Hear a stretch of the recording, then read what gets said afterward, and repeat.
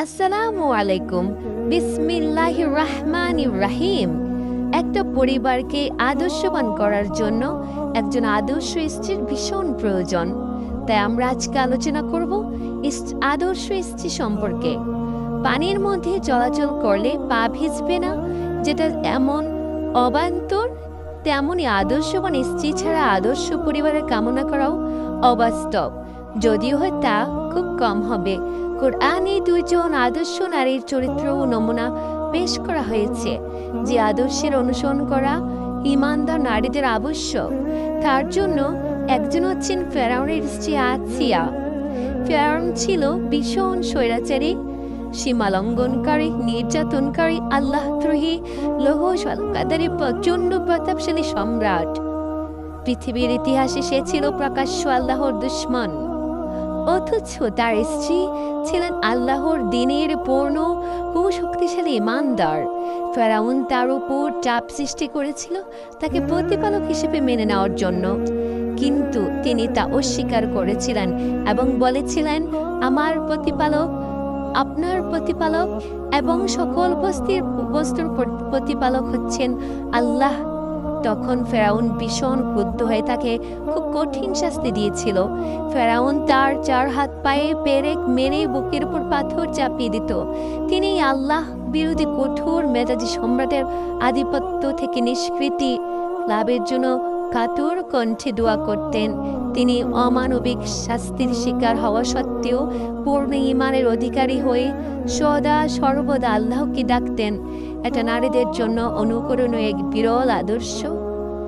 এই আল্লাহ বিশ্বাসী মহিলাকে দুনিয়ার সব মহিলার জন্য দৃষ্টান্ত স্বরূপ আল্লাহ তাআলা পেশ করেছেন।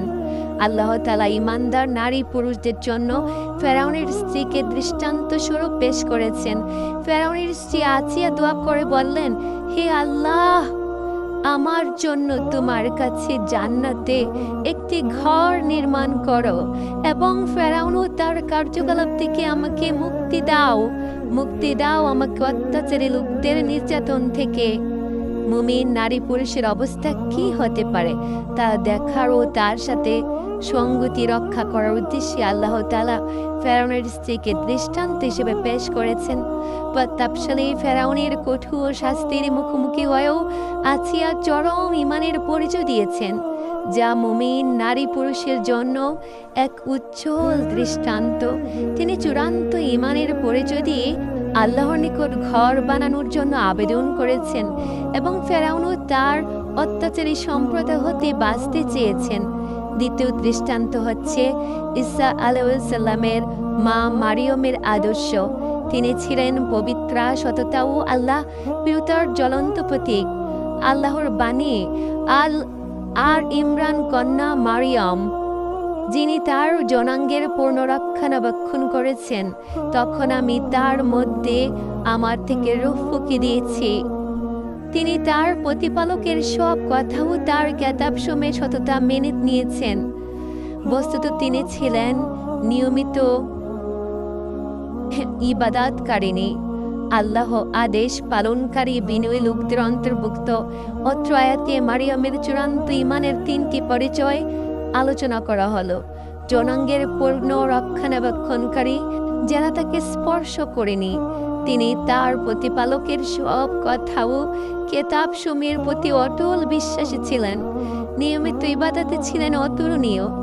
আদর্শবান নারী পুরুষের জন্য এই আয়াত এক বাস্তব উদাহরণ। আবু মুসা রাদিয়াল্লাহু তাআলা বর্ণিত, আল্লাহ রাসূল সাল্লাল্লাহু আলাইহি ওয়াসাল্লাম বলেছেন, পুরুষদের মধ্যে অনেকেই পূর্ণ ঈমানদার হয়েছেন, কিন্তু নারীদের মধ্যে ইমরানের কন্যা মারিয়াম এবং ফেরাউনের স্ত্রী আসিয়া ব্যতীত আর কেউ পূর্ণ ঈমানদার হতে পারেনি।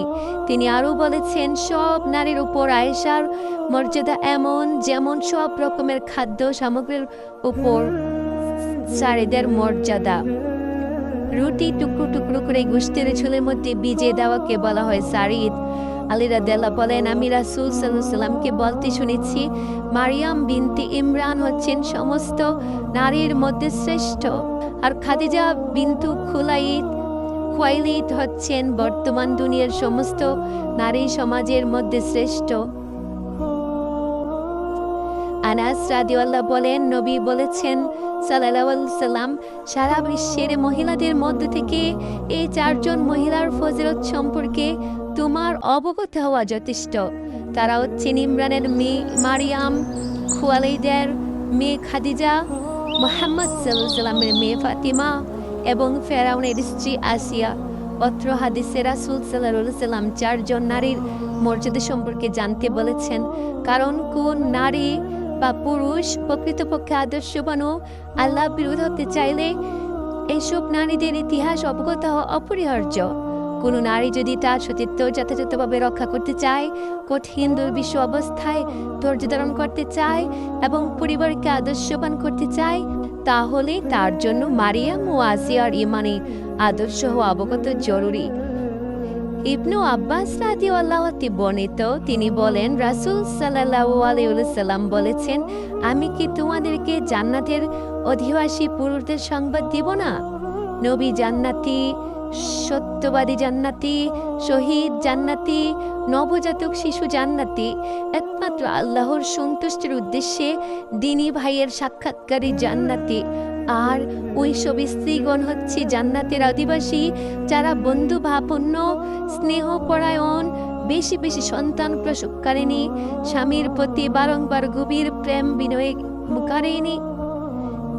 কোনো সময় স্বামী রাগান্বিত হলে স্বামীর হাতে হাত রেখে বলে, আমি আপনার সন্তুষ্টি অর্জন না করা পর্যন্ত কোনো খাদ্যের স্বাদ আস্বাদন করব না। অত্র হাদিসে এমন নারীর আদর্শ প্রকাশ হয়েছে যারা জান্নাতি। হাদিসে 4টি গুণের অধিকারী নারীকে জান্নাতি বলা হয়েছে। স্বামীকে খুব বেশি ভালোবাসা, ঘন ঘন সন্তান প্রসব করা, স্বামীর সাথে বারংবার গভীর প্রেমে বিনয়ে অনুরাগী, আল্লাহর হয় সদা সর্বদা স্বামীর আদেশ পালনে প্রস্তুত থাকা নারী, নিজের ব্যাপারে এবং নিজের অর্থের ব্যাপারে স্বামীর ইচ্ছার বিরোধিতা না করা। হুসাইন ইবনে মেহজান তার ফুফু আসমা রাদিয়াল্লাহু থেকে বর্ণিত, তিনি বলেন, তার ফুফু একদা তার কোনো প্রয়োজনের জন্য রাসূল সাল্লাল্লাহু আলাইহি ওয়াসাল্লামের কাছে গেলেন। রাসূল সাল্লাল্লাহু আলাইহি ওয়াসাল্লাম তার প্রয়োজন পূর্ণ করলেন। অতঃপর রাসূল সাল্লাল্লাহু আলাইহি ওয়াসাল্লাম বললেন, তোমার স্বামী আছে কি? সে বলল, হ্যাঁ আছে। আমি আবার বলছি, হুসাইন ইবনে মেহজান তার ফুফু আসমা রাদিয়াল্লাহু যখন বর্ণনা করেন, তার ফুফু একদা তার কোনো প্রয়োজনের জন্য রাসূল সাল্লাল্লাহু আলাইহি ওয়াসাল্লামের কাছে গেলেন। রাসূল সাল্লাল্লাহু আলাইহি ওয়াসাল্লাম তার প্রয়োজন পূর্ণ করলেন। অতঃপর রাসূল সাল্লাল্লাহু আলাইহি ওয়াসাল্লাম বললেন, তোমার স্বামী আছে কি? সে বলল, হ্যাঁ আছে। রাসূল সাল্লাল্লাহু আলাইহি ওয়াসাল্লাম বললেন, তুমি তার কেমন স্ত্রী? সে বলল, আমি তার খেদমত করতে কম করি না, তবে আমি তার ব্যাপারে অপরাগ হই। রাসূল সাল্লাল্লাহু আলাইহি ওয়াসাল্লাম তাকে বললেন, তুমি যা বলছো সেই ব্যাপারে চিন্তা করো। তুমি তার থেকে কোথায় যাবে? নিশ্চয়ই সে তোমার জান্নাত ও জাহান্নাম। অত্র হাদিসে স্ত্রীদের 3টি বিষয়ে বলা হয়েছে। স্ত্রীকে স্বামীর ইচ্ছা অনুযায়ী প্রিয় হওয়ার চেষ্টা করতে হবে, স্বামীর খেদমত করার জন্য যথাযথ চেষ্টা করতে হবে, কোন সময় তার নিকট অপারগতা প্রকাশ করা যাবে না, কোনো সময়ই করা যাবে না, কারণ স্বামী হচ্ছে জাহান্নাম ও জান্নাতের মাধ্যম। আমি আবার বলছি, কোনো সময় তার নিকট অপারগতা প্রকাশ করা যাবে না, কারণ স্বামী হচ্ছে জাহান্নাম ও জান্নাতের মাধ্যম। একমাত্র আদর্শবান স্ত্রী এগুলো পালন করে থাকে। রাসূল সাল্লাল্লাহু আলাইহি ওয়াসাল্লাম বলেন, তোমাদের স্ত্রীদের মধ্যে সবচেয়ে উত্তম হচ্ছে এমন নারী যারা স্নেহপরায়ণা, ঘন ঘন সন্তান প্রসবকারিণী, সমবেথী, সান্ত্বনা প্রদানকারিণী, সহযোগিনী। এখানে আদর্শ নারীর 4টি গুণের কথা বর্ণনা করা হয়েছে। স্বামীর প্রতি বন্ধুভাবাপন্ন হওয়া, ঘন ঘন সন্তান প্রসব করা, স্বামীর দুঃখ বেদনায় সমসাথী হওয়া, স্বামীর কাজে সহযোগিতা করা। আনাস রাদিয়াল্লাহু বলেন, রাসূল সাল্লাল্লাহু আলাইহি ওয়াসাল্লাম বলেছেন, স্ত্রীলোক যখন তার প্রতি নির্বাচিত 5 ওয়াক্ত সালাত আদায় করে। আমি আবার বলছি, আনাস রাদিয়াল্লাহু বলেন, রাসূল সাল্লাল্লাহু আলাইহি ওয়াসাল্লাম বলেছেন, স্ত্রীলোক যখন তার প্রতি নির্ধারিত 5 ওয়াক্ত সালাত আদায় করে, রমাদান মাসের সিয়াম পালন করে, নিজের লজ্জাস্থানের হেফাজত করে ও স্বামীর অনুগত থাকে, তখন সে জান্নাতের যে কোনো দরজা দিয়ে ইচ্ছা প্রবেশ করতে পারে। অত্র হাদিসে আদর্শবান নারীর 4টি গুণ বর্ণনা করা হয়েছে। 5 ওয়াক্ত সালাত আদায় করা আদর্শ নারীর একটি বড় গুণ। এই গুণ ছাড়া কোনো নারী আদর্শবান হতে পারে না। রমজান মাসের সিয়াম পালন করা আদর্শ নারীর দ্বিতীয় বড় গুণ। আনুগত্য সদ্ব্যবহারের মাধ্যমেই একজন নারী আদর্শবান হতে পারে। কোনো নারী আনুগত্য ছাড়া আদর্শের দাবি করতে পারে না। আদর্শবান হওয়ার জন্য লজ্জাস্থানের হেফাজত করা একটি গুরুত্বপূর্ণ গুণ, যে গুণের মাধ্যমে একজন নারীর ইহকাল ও পরকালের মান সম্মান নির্ভর করে। একজন ব্যভিচারিণী নারী বিন্দুমাত্র আদর্শের দাবিদার হতে পারে না।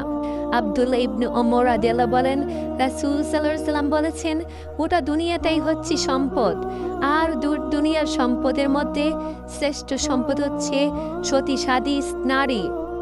অত্র হাদিসে একমাত্র আদর্শবান স্ত্রীকেই পৃথিবীর শ্রেষ্ঠ সম্পদ বলা হয়েছে। নবী সাল্লাল্লাহু আলাইহি ওয়াসাল্লাম এ কথা বলে নারীদের মান সম্মান এত বেশি করেছেন যে, এবং জাতির কাছে তাদেরকে এত মূল্যবান ও গ্রহণযোগ্য করে পেশ করেছেন, যা পৃথিবীর কোনো জাতি নারীর প্রতি, আমি আবার বলছি, যা পৃথিবীর কোনো জাতি নারীদের কোনো দিন দিতে পারেনি। আল্লাহ তাআলা আদর্শবান স্ত্রীর গুণ উল্লেখ করে বলেন, অতএব যারা সতী সাধুবী স্ত্রীলোক তারা তাদের স্বামীদের ব্যাপারে আল্লাহর হুকুম পালনকারী এবং স্বামীদের অনুপস্থিতিতে গোপনীয় বিষয়গুলি হেফাজতকারী হয়ে থাকে, কেননা আল্লাহ নিজেই তার হেফাজত করেন।